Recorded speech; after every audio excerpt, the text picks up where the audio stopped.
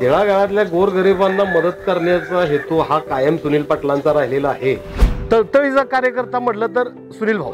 1 term होऊ द्या election, 2 term होऊ द्या, 3 टर्म होऊ द्या इलेक्शन, सुनील पाटीलच हे नाव नेरलीगावला एक छाप पाडलेले आहे. आणि माणसाला माणूस किती येणारा माणूस, खऱ्या अर्थानं गोरगरिबासाठीच असणारा माणूस गावात म्हटलं तर सुनील भाऊ. ढावळा वाकतो तसा पद्धतीने आम्ही वाकणार शेवटपर्यंत माणूस आहे. सगळ्यांची कामं करायची तयारी ह्या कुटुंबाकडेच आहे आणि हे कुटुंबच करू शकतं. कमी बोलतात पण त्यांचं काम जास्त असतं. या समाजाला घेऊन चालणारा असा हा आमचा जीवाभावाचा माणूस माननीय आदर्श सरपंच सुनील बळीराम पाटील हा आहे. त्यांना आमच्या गावामध्ये बरं का अजून तर तोड अशी नाही, सरळ हाताने मदत करणारा माणूस लागतो गावामध्ये आणि ते आता सुनील पाटील सरपंच जे आहेत त्यांच्याकडे आहे. जनसामान्यांच्या हृदयातील ताईत असलेले नेरलीतील पाटील कुटुंबीय सांगली जिल्ह्यातील नेरली हे गाव हिंदू मुस्लिम ऐक्याचं प्रतीक असलेलं गाव. गावात लोक सलोख्यानं राहतात. पश्चिम महाराष्ट्रात तसं गावोगावी नेतृत्वाची जणू खाणच आहे.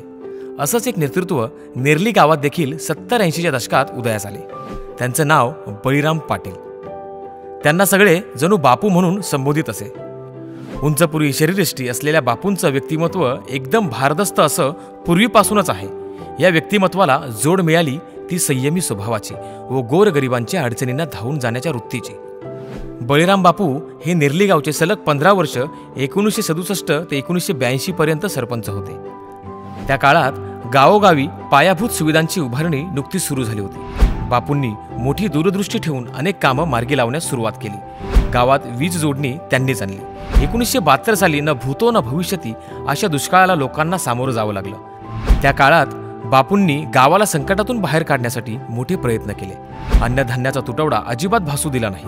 यासोबतच लोकांच्या सुखदुःखात कायम सोबत राहण्याच्या त्यांच्या स्वभावामुळे या कुटुंबाची नाळ कायम नेरलीकरांसोबत घट्ट रुजलेली. गावात लाईन आणली 1972 साली आपल्या गावात लाईन घेऊन आलो. त्यावेळेला राजाला मंत्री होते, वीज मंत्री. 1972 साली कडेगाव धरणाचं काम चालू झालं. त्यामुळं इकडे या रस्ता नव्हता.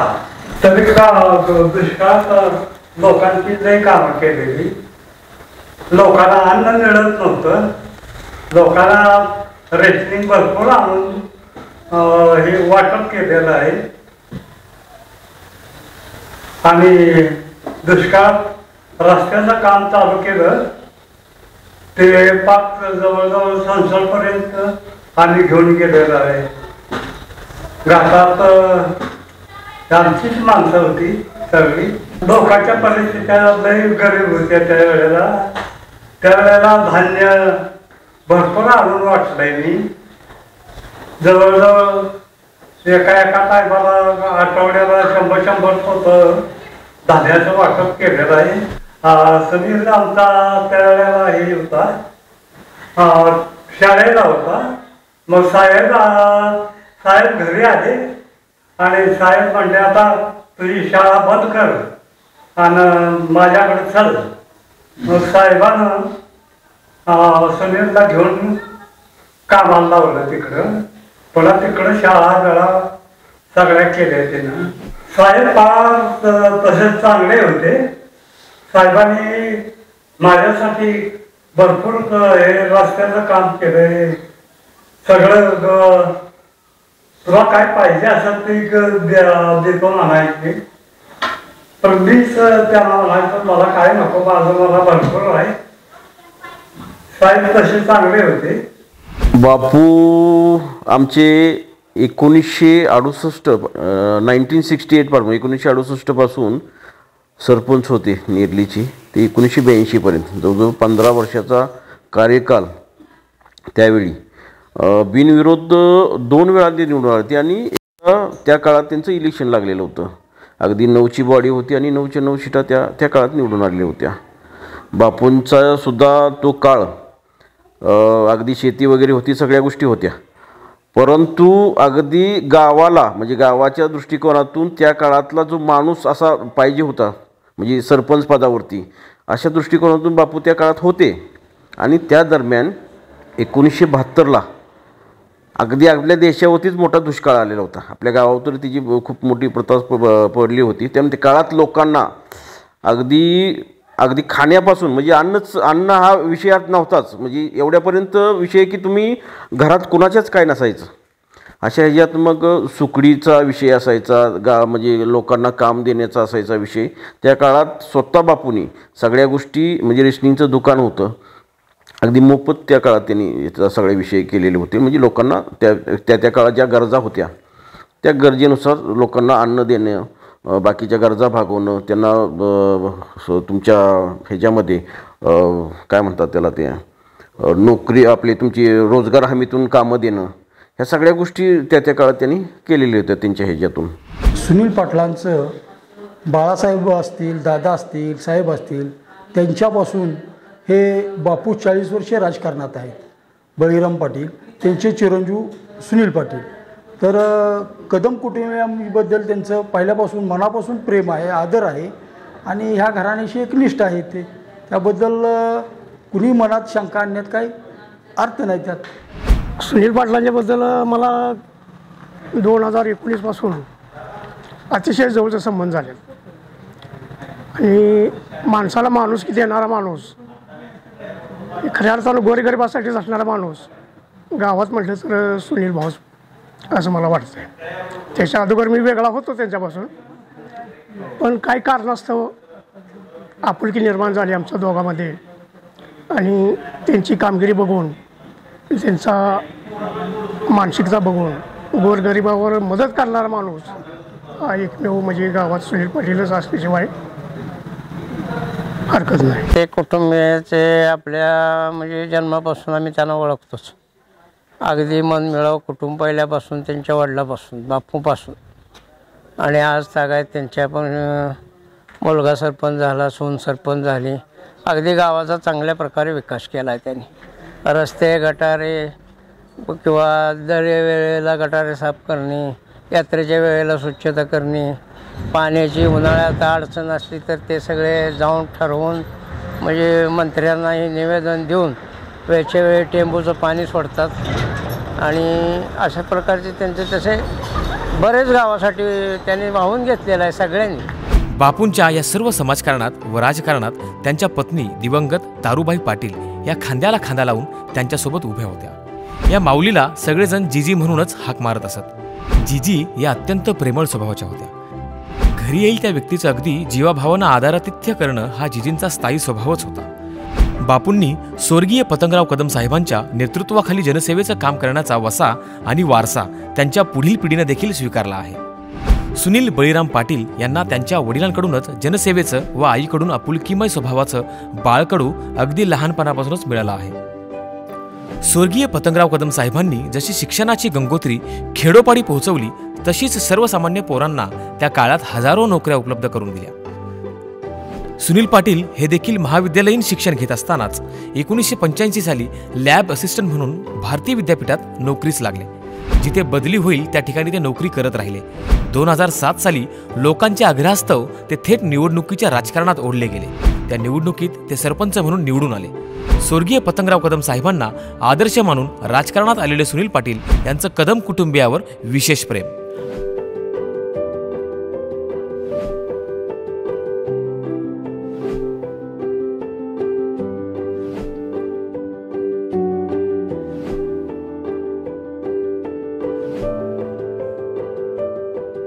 तर आज आपण स्पेशल गोष्टच्या माध्यमातून पाटील कुटुंबियांचा जो सगळा राजकारणातला आणि समाजकारणातला जो प्रवास आहे आणि सुनील बळीराम पाटील यांचा जो सगळा प्रवास आहे, म्हणजे सुरुवातीला भारतीय विद्यापीठातली नोकरी असेल, त्यानंतर ते स्वतः सरपंच होते, पुन्हा उपसरपंच झाले आणि आता त्यांच्या मिसेस ह्या गावच्या सरपंच आहेत. तर ह्या सगळ्या वाटचालीत देखील त्यांचं मार्गदर्शन आहे. म्हणजे गावच्या मागच्या 15 वर्षापासून ते प्रत्यक्ष अप्रत्यक्षरित्या त्यांचं योगदान देत आहेत, त्यांचं मार्गदर्शन करत आहेत. तर हा जो सगळा प्रवास आहे ह्या कुटुंबियांचा आणि त्यांचा, तर तो आज आपण जाणून घेणार आहोत. स्पेशल गोष्टमध्ये तुमचं मनपूर्वक स्वागत. नमस्कार. तुम्ही वेळात वेळ काढला. मला पहिलाच प्रश्न हा विचारायचा आहे की म्हणजे तुम्ही कशी तुमची सुरुवात झाली, शिक्षण कसं झालं किंवा कौटुंबिक पार्श्वभूमी कशी होती नेमकी? मी सुरुवातीला आपलं तुम्ही जी मुलाखत घेणार आहे त्याच्या आधी मी आमचे डॉक्टर पद्मरावजी कदम साहेबांना नमस्कार करतो, कारण त्यांच्यामुळंच ह्या सगळ्या गोष्टी आहेत.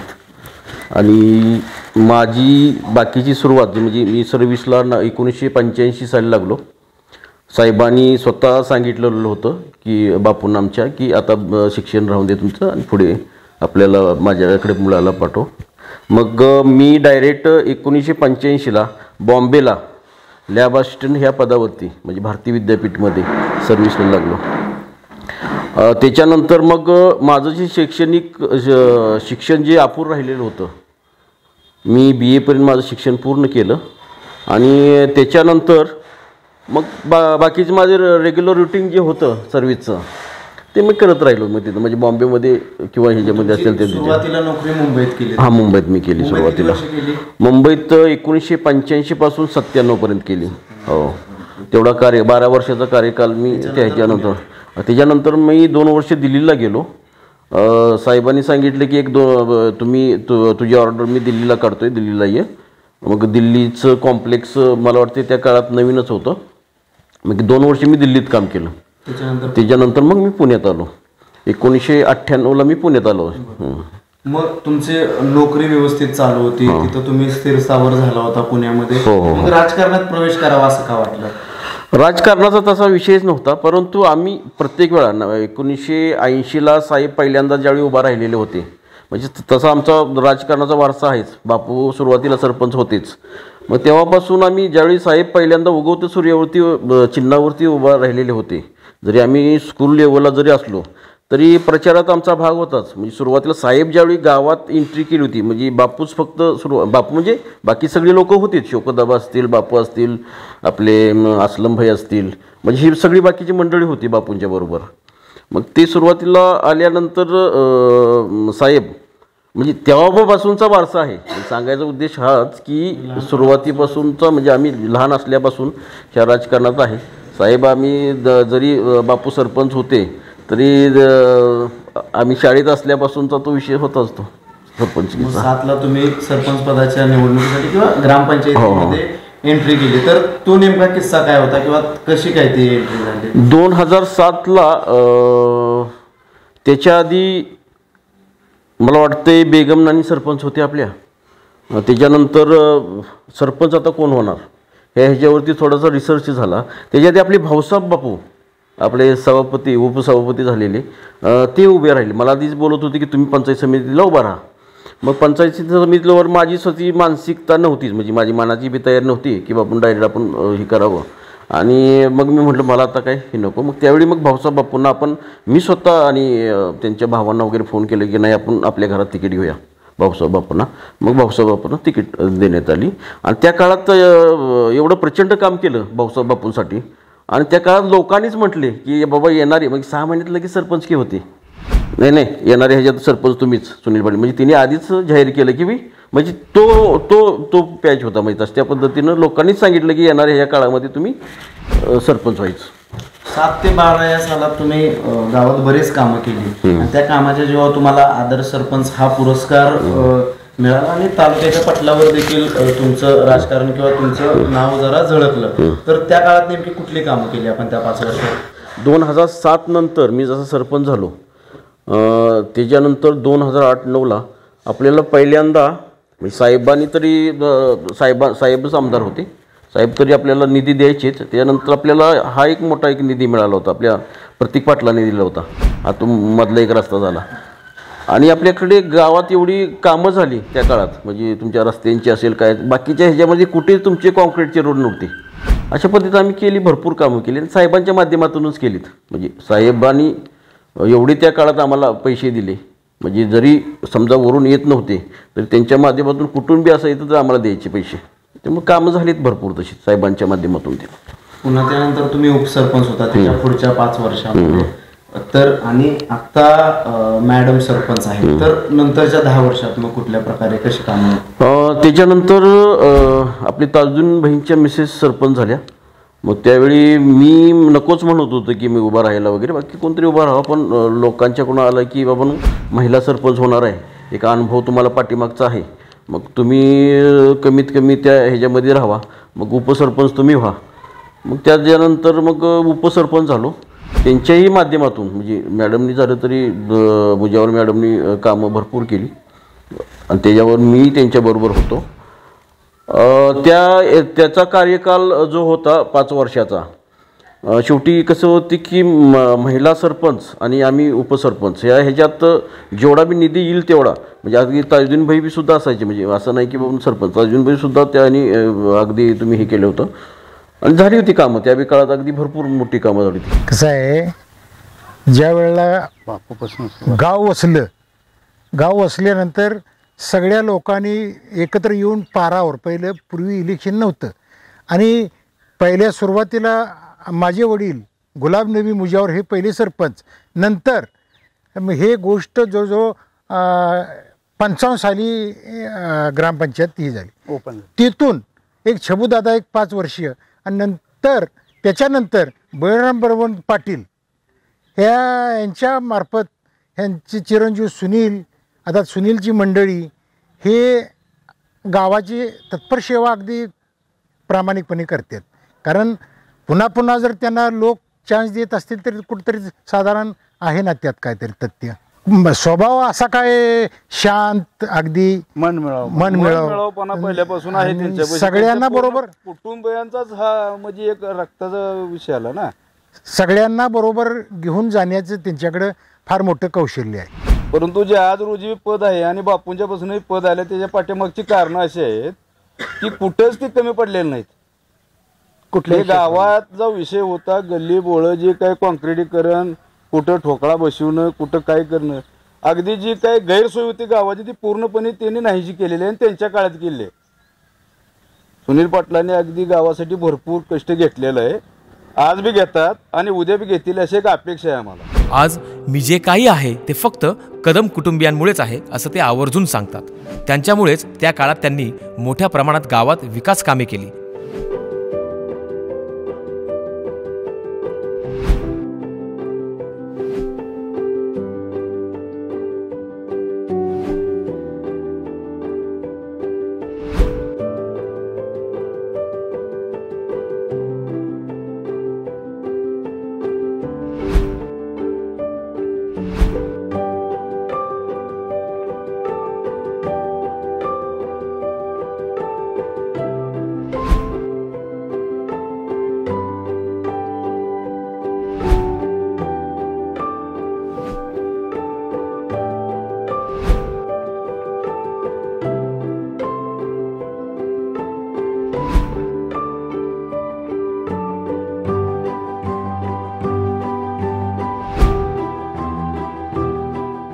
तुमच्या आयुष्यात कदम कुटुंबियांचा रोल कसा आहे? आता त्यांच्यामुळेच आम्ही आहोत. म्हणजे आता जे काही समजा माझी जी प्रगती असेल किंवा मी जी काय आहे, म्हणजे अगदी बापूंचा काळ जरी झाला तरी बघा त्याच्यानंतरचा तो फक्त साहेबांच्यामुळेच, बाकी काही दुसरं ह्याच्यात कोण दुसरं आहेच नाही. म्हणजे अगदी आपल्या गावाची झाली ती प्रगती तुम्ही आत्ता जे बघताय हे फक्त साहेबच आहे, दुसरा कोण ह्याच्यात. आता मधला काळ थोडाफार असेल पण ते 1985 पासून ते आत्तापर्यंत साहेबच आमदार आहेत, मंत्री आहेत, सगळ्या गोष्टी त्यांच्यामुळे झाले सगळं. मला अजून एक महत्त्वाचा प्रश्न हा विचारायचा की गावातले जे तुमच्या विरोधी गटात आहे ते तुमच्यावर टीका करतात की ह्या 5 वर्षात किंवा ह्या 5-7-10 वर्षात गावचा विकास खुंटला, बरेच विकास कामं थांबली, तर ह्याकडे तुम्ही कसं बघता? उलटा जास्त झाला विकास. मी तर म्हणेन बाकीची गावं तुम्ही बघून या, नेरलीचा तुम्ही. दुसरा एक मुद्दा असा होता, हे तुझ्या पाण्याचा वगैरे मुद्दा असू शकतो, म्हणजे पिण्याच्या पाण्याचा नळाचा वगैरे तो झालं होतं. कसं आपण प्रादेशिकमध्ये आपली गावं होती, प्रादेशिकमध्ये गावं असल्यामुळं काय झालं की आपल्या गावाला सेपरेट अशी योजना येत नव्हती. मग पाठीमागल्या वर्षी काय झालं की ते प्रादेशिकमधून आपलं गाव काढलं. प्रादेशिकमधलं गाव काढल्यानंतर आता आपल्याला सेपरेट नळ पाणी जोड योजना आत्ता आपण ही करतोय. आता बाळासाहेबांनी परवा उद्घाटन बी केलं त्याचं. आपल्या प्रत्येक घरामध्ये आता तिचं काम बी चालू होईल, प्रत्येक घरामध्ये नळ येणार आहे. त्या दृष्टिकोनातून बोलली असेल तर माहिती नाही. कारण काय झालं की 2-2.5 वर्षाचा जो काळ ह्यो गेला आत्ताचा परवाचा, 2-2.5 वर्षाच्या काळामध्ये कोरोनाच होता. कोरोनामध्ये फक्त शासकीय कुठली मदत होत नव्हती किंवा काय नाही, आपण स्वतःहून तिथं जाऊन लोकांच्यापर्यंत पोहोचलो आणि मदत केलेली होती. आता तो झालं तरी आता शेवटी कसं होतं की लोकांच्या बोलण्यातून येत बी असेल की बाबा 2-2.5, पण तो शासनाचंही बघितलं पाहिजे की नाही लोकांनी झालं ते बाबा त्या काळात काही शासनाचं आलेलं होतं का. पण या 10 वर्षातला बघितलं तर 10 वर्षात भरपूर कामं, आता तुम्ही जर ह्याच्यावर बघितली कामं तर खूप कामं झालेली आहेत. तशी पाण्याचा होता प्रश्न तोच सुद्धा मिटवलेला आम्ही आमच्या मागल्या प्रचारामध्ये होता, आम्ही त्या ह्याच्यामध्ये घेतलेला होता, जे हे आपल्या तुमच्या काय म्हणतात त्याला जाहीरनाम्यामध्ये, तो तर आम्ही करून दिला. म्हणजे जाहीरनाम्यामध्ये जेवढी बी कामं आम्ही घेतलेली होती बऱ्यापैकी आम्ही आत्ता ह्या 5 वर्षात पूर्ण केलेली आहेत. अजूनही झाले तरी आत्ता अजून ह्यांचा 17 तारखेपर्यंत आहे, खूप कामं अजून आपल्याला पेंडिंग जी आहे ती करणार आहोत आम्ही. निर्लीकरांबद्दल काय सांगाल? तुम्हाला भरभरून तुमच्या कुटुंबियांना प्रेम दिलं निर्लीकरांनी, म्हणजे त्या जो सत्तेचा राजमार्ग आहे किंवा जे गावातील जे प्रमुख खुर्ची आहे ज्या माध्यमातून विकास कामं आपण करू शकतो त्यावर तुम्हाला एकाच कुटुंबात 3 लोकांना बसण्याची संधी दिली, तर काय सांगाल गावाबद्दल? निर्लीनं प्रेमच दिले, खूप प्रेम दिले, अगदी खूप भरभरून प्रेम दिले. म्हणजे असं सांगण्याच्या पलीकडे आहे. आता कोणा अशी लोक तर प्रत्येक असा कुठल्या माणसाचं वगैरे नाव घेण्यानं, पण प्रत्येक कुटुंबानं आम्हाला जसं प्रेम दिलं तसं आम्ही प्रत्येक कुटुंबाला आमच्याकडून बी जशी कुठली ही आम्ही बी प्रेम दिले प्रत्येकाला. अगदी तुम्हाला सांगायचं म्हणजे आमच्या बापूंच्या बी काळापासून कुठल्या भाषेमध्ये असेल वगैरे आम्ही किती बी पैसा आला न आला किंवा काय आम्ही कुठल्या बी लेवलला असून कधी कुठली मस्ती येऊन दिली नाही आमच्यामध्ये बी झाली तरी आम्ही त्या लेवलनं आहे, म्हणजे आहे आणि राहणार बी आहे, असा कुठलाही नाही. भविष्यातली वाटचाल तुमची कशी असेल राजकारणात किंवा समाजकारणात, कशा पद्धतीने? भविष्यातली समाजकारणात आणि राजकारणात, समाजकारणात तर आहेच, म्हणजे इथून बी राहणारच आहोत. राजकारणाचा विषय हा गावचा विषय आला, तो काही मी स्वतः म्हणणार नाही की बाबा मी स्वतः पुढं सरपंच होणार आहे मला सरपंच की पाहिजे असलं काही नाही. लोकांचा तो विषय असतो, तो लोकांनी ती निवडून द्यायचा विषय असतो आणि जो निवडून येणार आहे तो सरपंच होणार आहे ना, ते असं थोडंच यातला ह्याच्यात. आणि तुम्ही मागच्या म्हणजे बऱ्याच वर्षापासून तुमच्या कुटुंबामध्ये सत्ता आहे, तर वारंवार तुम्हीच कसं काय ह्या सरपंच पद किंवा ह्या सगळ्या प्रोसेसमध्ये राहता? हा प्रश्न अगदी तुमचा अगदी मला बाकीच्या बी लोकांनी विचारला होता. बरेच लोकांनी असं ते हे केलं होतं की बाबा तुम्हीच का येत आहे प्रत्येक वेळा वगैरे. त्या ह्याच्यात मी झालं तरी लोकांना बी सांगतो की असं नाही की बाबा तुम्ही माझ्यासाठी हे करा, पण लोक स्वतःहून म्हणतात की नाही तुम्हालाच यायला लागेल ह्या दृष्टिकोनात, आणि त्यांच्या प्रेमा खातर म्हणजे मला काय त्या गोष्टीत म्हणजे हे नाही की. आणि शेवटी कसं आहे आम्हाला वारसा आहे, नाही म्हटलं तरी लोकांना जरी समजा पद असो नसो लोकांची सेवा करायचं म्हणजे पहिल्यापासून सवय आहे. जरी मी सरपंच नव्हतो तरी सुद्धा असायचो. त्यामुळे असं काही नाही की बाबा सरपंच झालं पाहिजे किंवा असल्या गोष्टी नाहीत. लोक जर म्हणत असतील असं नाही की जर लोकांच्याकडून येत असेल तर, नाही जर नाही म्हटले तर नाही, त्याला काय एवढं म्हणजे असं काही तो उद्देशच नाही आमच्या ह्याच्यात, म्हणजे माझा जर स्वतःचा नाही. गावातील प्रत्येक घटकातील लोक माझ्या पाठीशी आहेत. असं कुठलं असं समाज नाही की बाबा तो माझ्या पाठीशी नाही किंवा काही. आम्ही झालं तरी त्यांच्या सगळ्यांच्या बरोबर आहेत, ते आमच्या बरोबर आहेत. ह्याच्यामध्ये आमचं कुटुंब एक असं महत्त्वाचं आहे. आमचं एक मोठं कुटुंब आहे.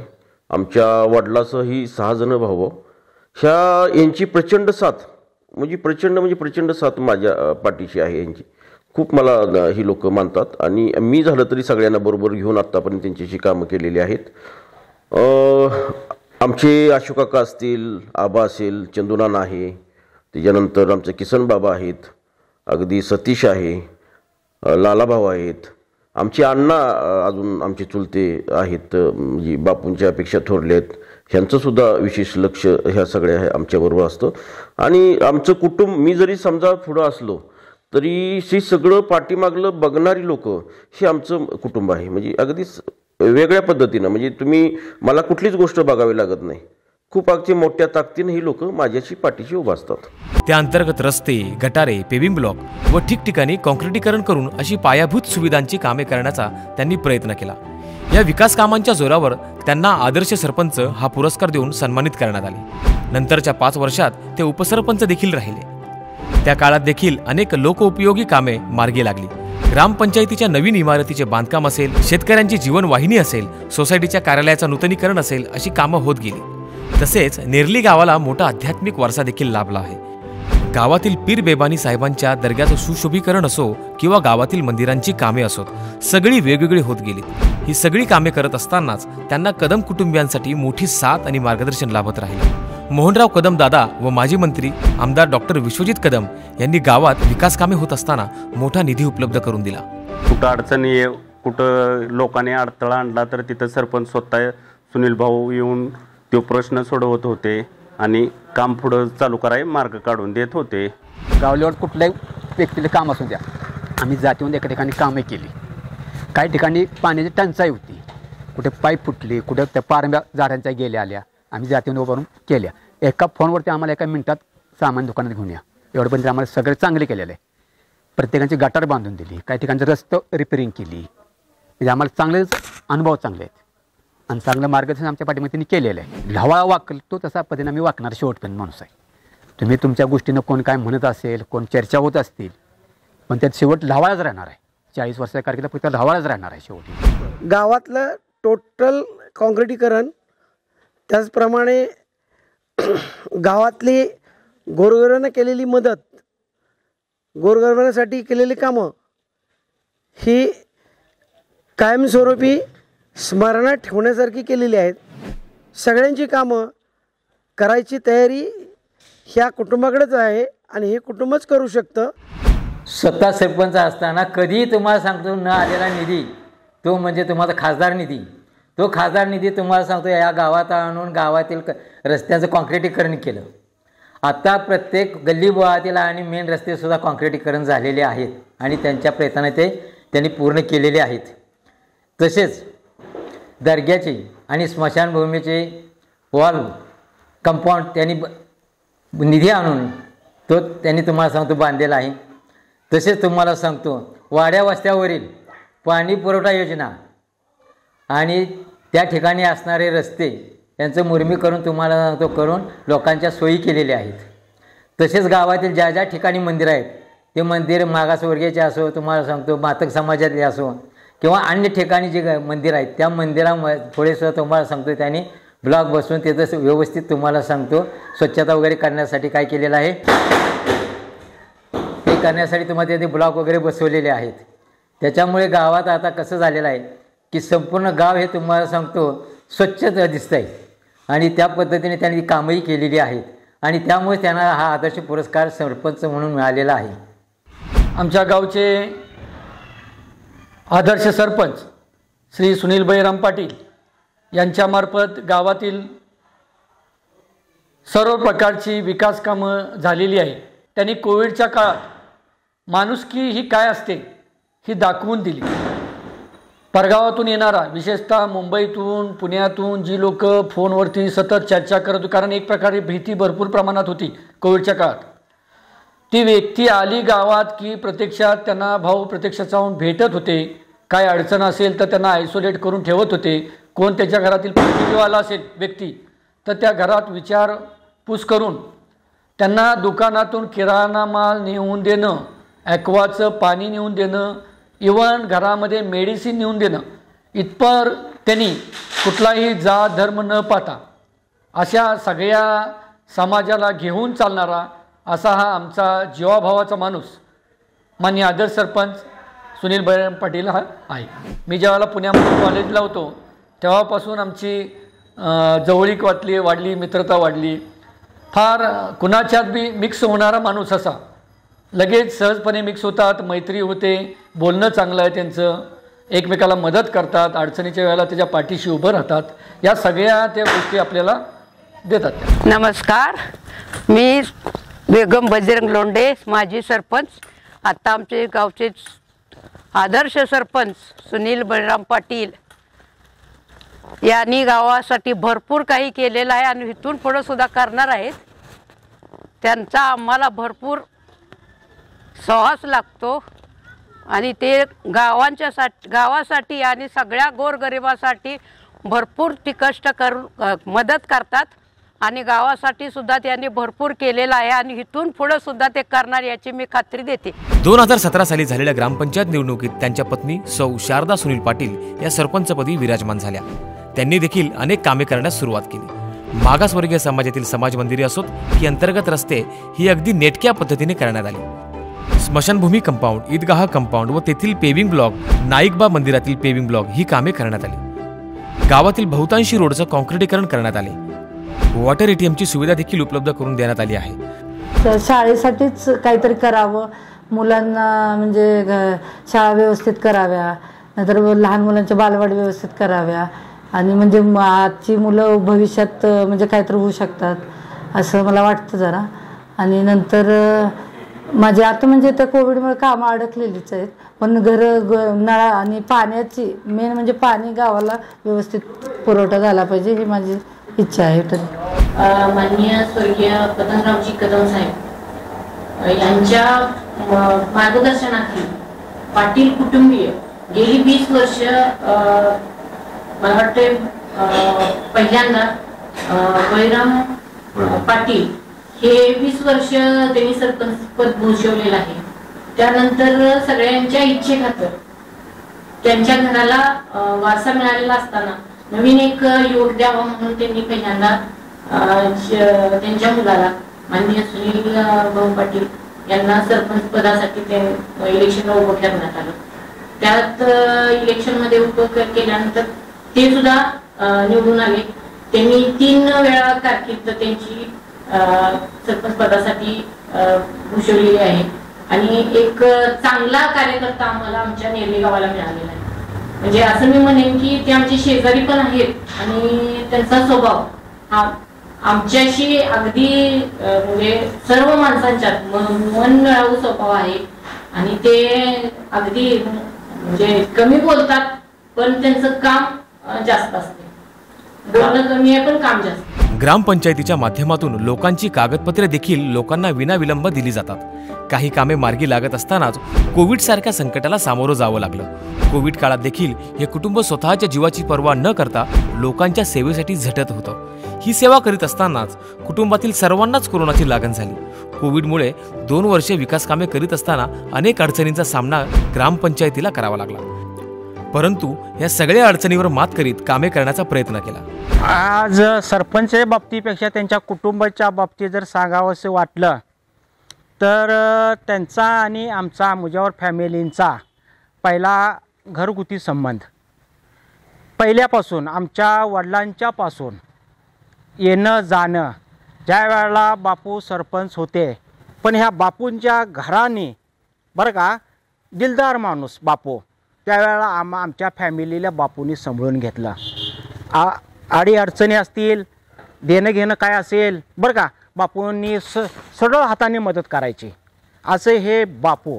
आज परमेश्वराने त्यांना आयुष्य भरपूर देवो बरं का आणि दिल्याला बी आहे आणि त्याचप्रमाणे त्यांचे चिरंजीव आज तसं त्यांचे आचरण करावं लागलेत बापूंचे. परमेश्वराने त्यांना आयुष्य भरपूर देवो. तसंच जिजी आमची कुणी बी जाऊन दे, लहान मूल जाऊन दे, त्यांच्या घरी कधी मोकळ्या हातानं आला आहे आणि माघारी गेला आहे आणि कधी बिगर जेवतो का हे करतो का हे विचारणं हे जिजीचं काम. कधी नर्वस नाही, नाराज नाही, ये बस मोठ्यापासून लहानापर्यंत सगळ्यांना सरळ हातानं मदत करणे. असं हे घरानं बापूंचं. त्यांना आमच्या गावामध्ये बरं का अजून तर तोड अशी नाही. कामाच्या बाबतीत जर विचार करावा लागेल तर बापूपासून जे चालत आलं आहे तेच त्यांच्या चिरंजीव सुनील पाटील. आज त्यांची त्रेवार्षिक पंचवार्षिक बरं का, त्यांना कुणी मागं सर म्हणत नाही. शांत व संयमी स्वभाव असलेले सुनील पाटील यांनी त्यांच्या स्वभावाने लोकांना आपलंसं केलं आहे. त्यांच्या स्वभावाबद्दल गावातील अनेक लोकांच्या प्रतिक्रिया या अगदी बोलक्या आहेत. अनेकांच्या सुखदुःखात सहभागी होऊन वैयक्तिक मदतीवर देखील त्यांचा भर असतो. गावात सर्वच घटकातून त्यांना पाठिंबा आहे. गावातील सर्व लोकांनी देखील या कुटुंबावर भरभरून प्रेम केलं आहे. सत्तेत असो वा नसो कायम लोकांच्यासाठी झटण्याचा मानस या पाटील कुटुंबियांचा असतो. आदरणीय सुनील भाऊ पाटील हे नेरली गावचं एक अत्यंत लोकप्रिय आणि 10 ते 15 वर्षामध्ये जी त्यांनी कारकीर्द केलेली आहे, त्यांची जी कारकीर्द गाजलेली आहे ती एवढी मोठी कारकीर्द आहे की 1 टर्म होऊ द्या इलेक्शन, 2 टर्म होऊ द्या, 3 टर्म होऊ द्या इलेक्शन, सुनील पाटीलच हे नाव नेरलीगावला एक छाप पाडलेलं आहे. सुनील पाटलांच्या अवतीभोवतीच राजकारण नेरलीगावचं बऱ्यापैकी झालेलं आहे. आणि सुनील पाटील ही व्यक्ती राजकारणातील अभिमत विश्वविद्यापीठ आहे. असं जर काय कुणी जरी म्हटलं किंवा मी जरी स्वतः म्हटलं तरी ते काय वावगं नाही. आणि सुनील पाटलांशिवाय नेरलीगावचं राजकारण होऊच शकत नाही. हे काया दगडावरी पांढरी रेघ आहे. आदरणीय सुनील भाऊ पाटील हे नेरली गावातील एक अत्यंत संयमी आणि सरळ स्वभावाचे व्यक्तिमत्व आहेत. त्यासोबतच त्यांनी गावामध्ये गेल्या 10-15 वर्षामध्ये गावाचा अत्यंत असा कायापालट देखील केलेला आहे. त्यांच्या सरपंच पदाच्या कार्यकाळात असेल, नंतरच्या काही काळामध्ये असेल, त्यासोबतच त्यांनी गावातील सर्वच स्तरातील तरुण थोर असतील, ज्येष्ठ मान्यवर मंडळी असतील, यांच्यासोबत एक चांगल्या पद्धतीचा सलोखा जोपासलेला आहे. त्यासोबतच सर्व धर्म समभाव या विचारधारेतून त्यांचं काम राहिलेलं आहे.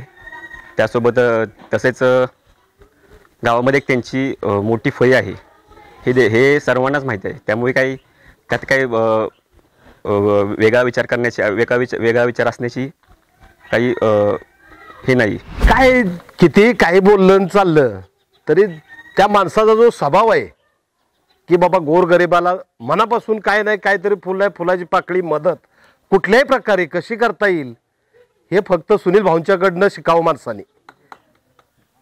ह्याच्या व्यतिरिक्त मला काही जास्त बोलायचं नाही. आणि जेवढं बोललं एवढं कमी आहे. पण एक तळतळीचा कार्यकर्ता म्हटलं तर सुनील भाऊ, आणि त्याचा अख्ख्या गावाला माहीत आहे. ते सरपंच आहेत, मी आपला कधीतरी गाववाला असल्यामुळं आपला त्यांच्याकडे येतो जातो. तेवढ्या सगळ्या येण्या जाण्यातनं कधीतरी येण्या जाण्यातनं हे सगळ्या गोष्टी लक्षात येतात की बाबा ह्या माणसाला लोक मानतात किंवा हा माणूस त्या माणसांना किंमत देतो, जवळ करतो, आपुलकीनं विचारपूस करतो. ह्या सगळ्या गोष्टी करत असताना सगळं लक्षात येतंय की बाबा हा माणूस काहीतरी गावासाठी करू शकतो, गोरगरिबासाठी धडपडू शकतो. रात्र म्हणत नाही, दिवस म्हणत नाही, पाऊस म्हणत नाही. एखादा आजारी असेल, एखादं एक्सपायर झालेला असेल, काय असेल, सावडायचं असेल, सगळ्यात अगदी धावून पुढे येणारी व्यक्ती तर सुनील भाऊ. बस जनसामान्यांच्या हृदयातील ताईत असलेले नेरलीतील पाटील कुटुंबीय